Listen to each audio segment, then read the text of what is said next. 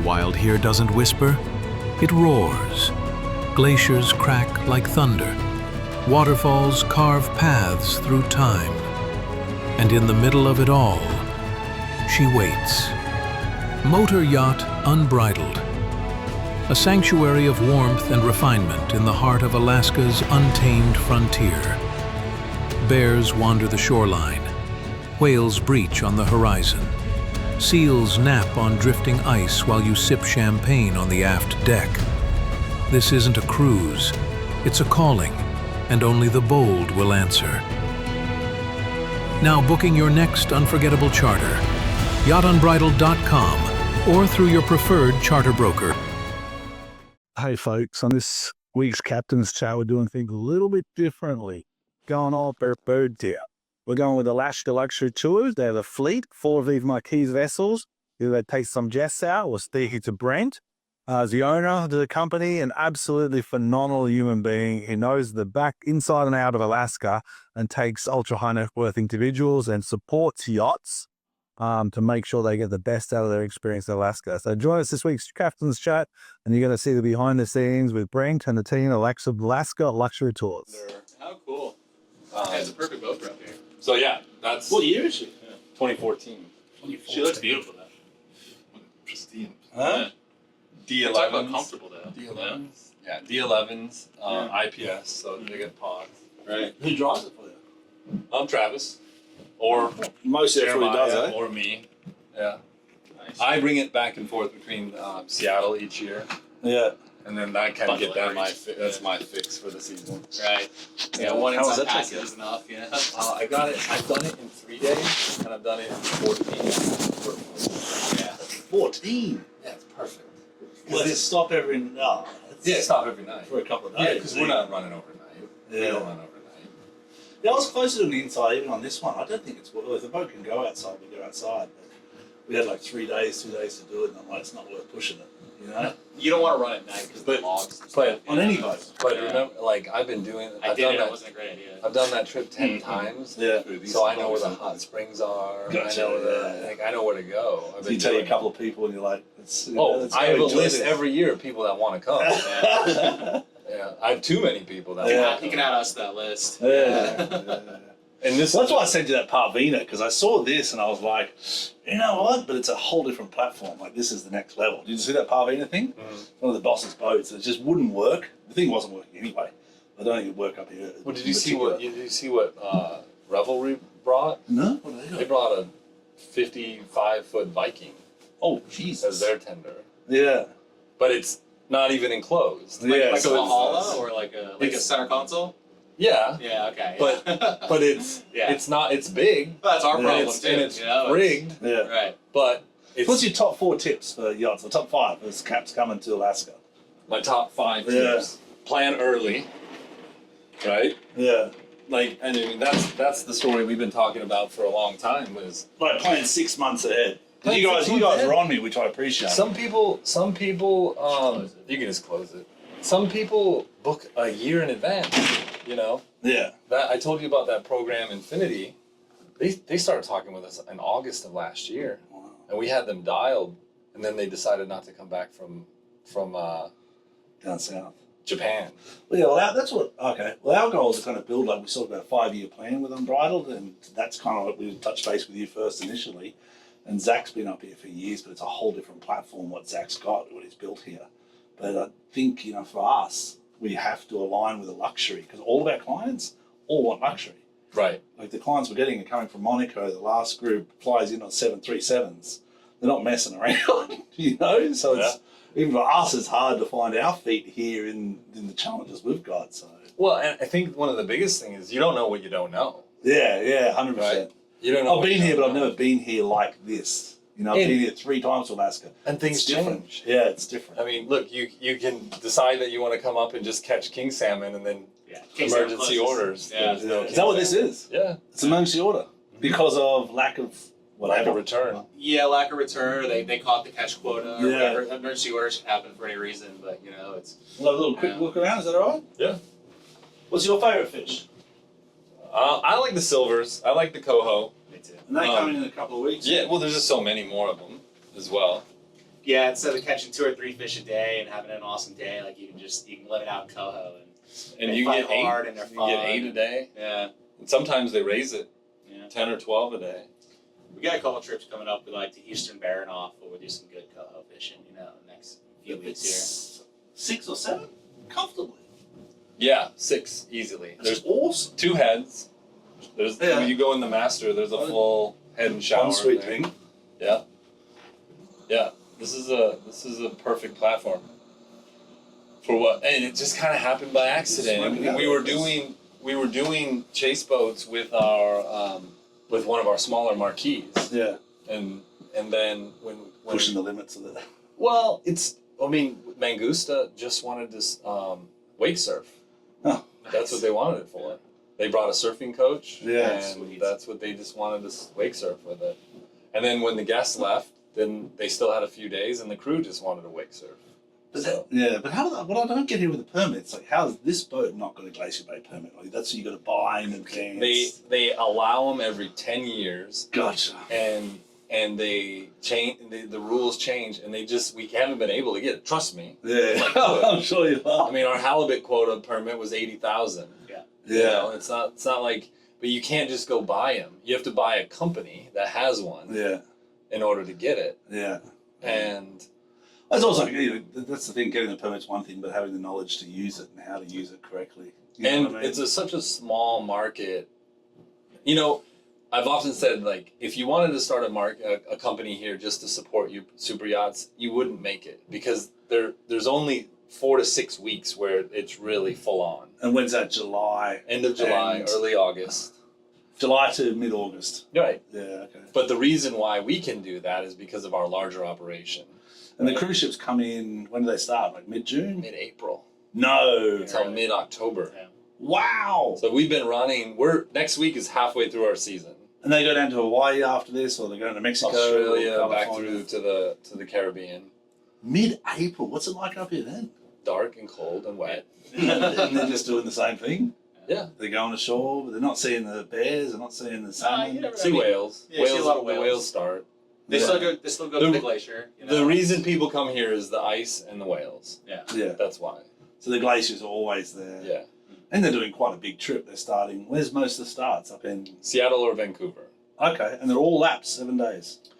Occasionally they'll go like Seattle to Seward, Yeah. and then they'll go overland on train up to Denali. Yeah.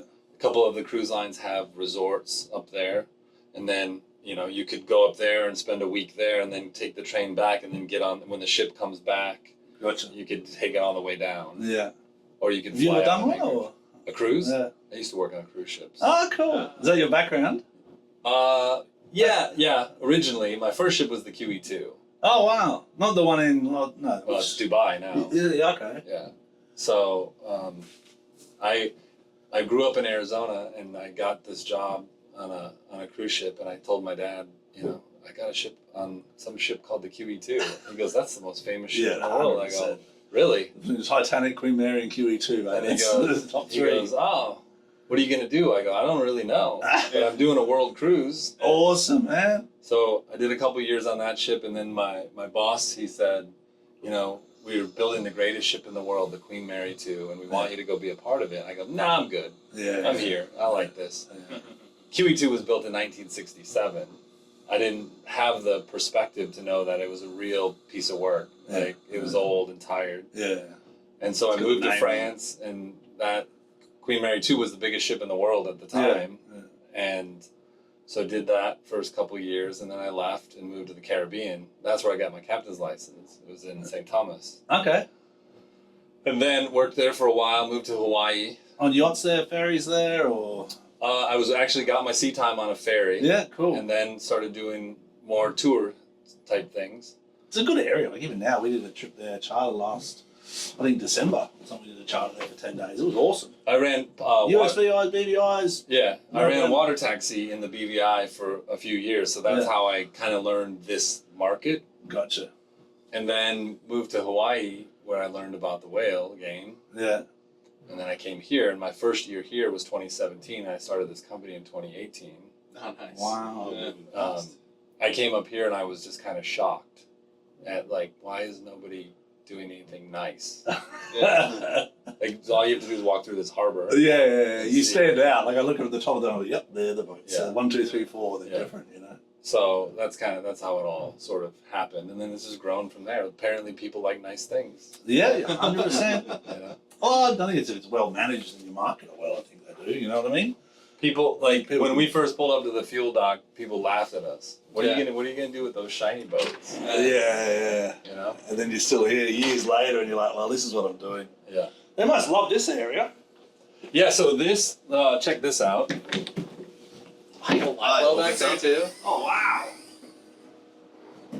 Open up the barbecue. Watch the whales. You can fillet the fish right there. You got a live well for your crab that you catch that you pull up in your crab pot. Yeah, cool. This is a dream boat for up here, isn't it? What type of clients do you usually get? Well, I mean, these are the clients for this, because the guests are only. This is a day boat for the guests. Yeah. But we can This house. is an upgrade from the Hans Explorer. We can house ourselves, right? And so we got a washer and dryer. Yeah. We're not taking on from your berths and your crew. Yeah. We can It's an add-on. self-facilitate here. The guests, this is an extension. So we take your guests to go do things, you go reposition. Yeah. We can get so much more out of your week, right, by using this. This can cruise at 30 knots.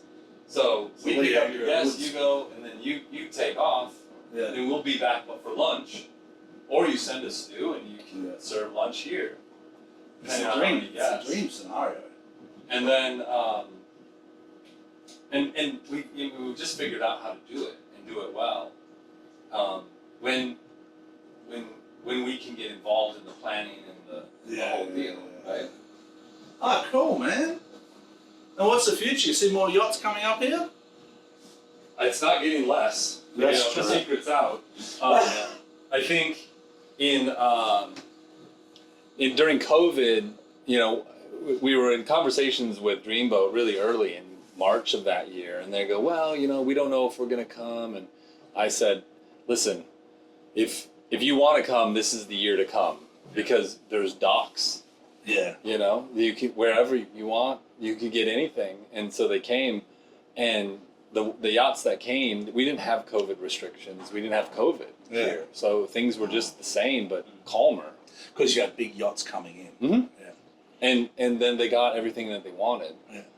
And that, I think, was really a pivotal point, because we had a lot of yachts come during COVID, because it was easy for them to come here. There was no restriction. They are isolated anyway. Yeah. They're out for 7 days. And so from that point on, we've only got more and more. Because word travels, right? Yeah. You get one owner.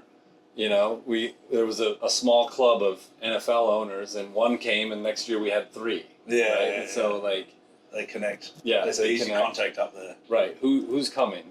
Mm-hmm. Oh, he was here last year. So then next thing you know, we had 3 different big 100-meter plus. Yeah, you don't have to answer that, but how do you find the employees? Like even yachts, we have challenges with crew, but you've got to really change your, the people here are not probably used to dealing with the high net worth individuals. You got Travis, obviously. Yeah, we have a 96% return rate for our team. Wow. Because Season after season. Yeah, a lot of them are just seasonal. They chase the whales. They follow the whales here, and then they go to Hawaii to watch the whales in the winter. Mostly Americans, obviously. Yeah, they're all Americans. Yeah. And so that's how that's how we get them, and then tips are better when it's quality, and that's not quantity. Yeah. We're not just putting 100 people on a boat and lecturing about a whale and then. And do they have most of your team? Do they have a little bit of a background because they love whales? Do they have a bit of a presentation for the whales, or do they get the clients the whole thing? We've been doing this for long enough that we grow people. We don't hire people to go work on the super yacht chase boat. We hire people to start delivering products, and then as they show aptitude and they get better and they learn more, and we are able to sprinkle them in different experiences, and then they gain confidence and knowledge. That's how we grow them into the position to be able to do. That's very interesting with ecosystems. I walk down the docks and Someone got off an old boat, no disrespect, it was just an old fishing charter boat. The guests were not happy, I could tell. And the lady walked off like 10 minutes later going, no tips today. And then you see your program and the guests are always happy. I think young girls are driving the boats a couple of We have times. 7 female captains. Yeah, I was impressed. Nice. I was really impressed. I was like, 7 female captains. I'm like, cool, man, this is a good platform. Yeah. You know? They're better captains. Yeah. Fair enough. I don't care what I say, but I'm a captain. I do agree with you. It's like a lot of the first mates I've ever on board, I'm like, as crew members, females have been, they're a lot more detail orientated. I tell you what, the boys we've got on deck now, Yeah, you gotta go. you can't. The elements we put them through, from the heat of Costa Rica and Panama up to the rain. That's the challenge we have, is we have so many different clients and so many different areas that we cruise in, so that you just need a team. That's the one we try to accomplish. And we have 42 on our team now. Wow. So What about Hawaii though? You mentioned Hawaii. Do you go there? Do you have a business there? we don't, but they do. Yeah. Because it's not desirable to be here in the winter, Yeah. and it's not desirable to be in Hawaii in the summer. Right. It's just You don't want to do 2 businesses. You don't want to do that business. You like got having enough time off. Yeah. Right. What do you do? Oh, that's the luxury Travel. of it, isn't it? I mean, you come up here and you work for 6 months, and then a month of setup and takedown, and then you get some time off. That's Yeah. awesome. How Yeah. cool is that? Yeah. Going to Not in yachting, you don't really. No, yachting, you sure don't. Yachting No, is- never.